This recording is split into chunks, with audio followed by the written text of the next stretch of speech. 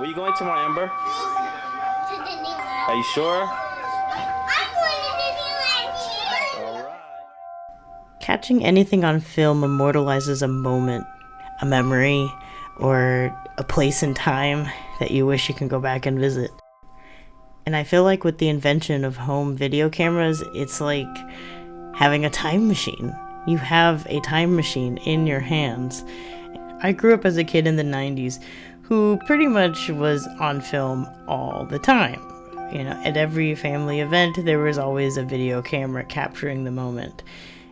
I was always extremely interested in video cameras and how they functioned. My grandfather is who I get that from. He was very much into recording on 8mm film, and then eventually he got one of those big like JVC camcorders that you put on your shoulder to record with. I remember at age 4, he let me try using it. But, they were kind of expensive to own. It wasn't something that you would just let a 4-year-old play with. So even at age 4, here I was walking around with a camera on my shoulder. I really think that's where my love for video cameras started. And, at 10 years old, I decided to make a quick short film. It was very primitive and ridiculous. It's just a few minutes of one shot of my cousins pretending to kung fu fight on the lawn out in front of my house. I even had the soundtrack playing live on a Hello Kitty CD player. It was very silly and completely improvised and experimental, but it was really exciting to 10-year-old me. So then that following Christmas, I got my own computer, and I discovered it had Windows Movie Maker on it. It really blew my mind.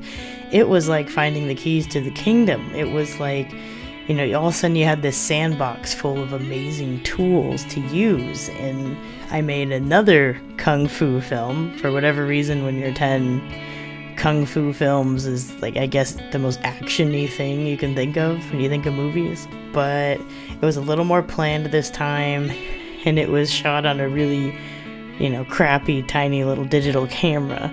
It was exciting because it was the first time I made something with titles, credits, and then added the music later. And so even though those early films are definitely not my best work, it completely laid the foundation for where I wanted to go in my life. So eventually in high school, I got a camera for Christmas, my own camera. After years of abusing the family home video camera, I finally had my own camera. And I took that with me everywhere. I filmed pretty much anything and everything that was going on in my life at that time. I could probably find a video of any party I attended, any event that happened at school, or, the people I hung out with. I created this beautiful time capsule of my life at that time. I think the coolest thing about home video cameras in particular is you don't have to have all the special effects or the perfect audio or the best lighting, and yet you still capture this moment in your life and in others' lives that have meaning. The last gift my grandfather gave me was a prosumer camera for college.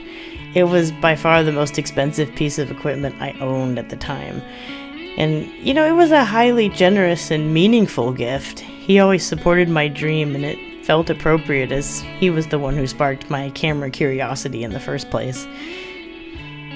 That camera got a lot of use. I filmed weddings, plays, I even made a Star Wars movie. It's just something that's always been a part of my life and continues to be.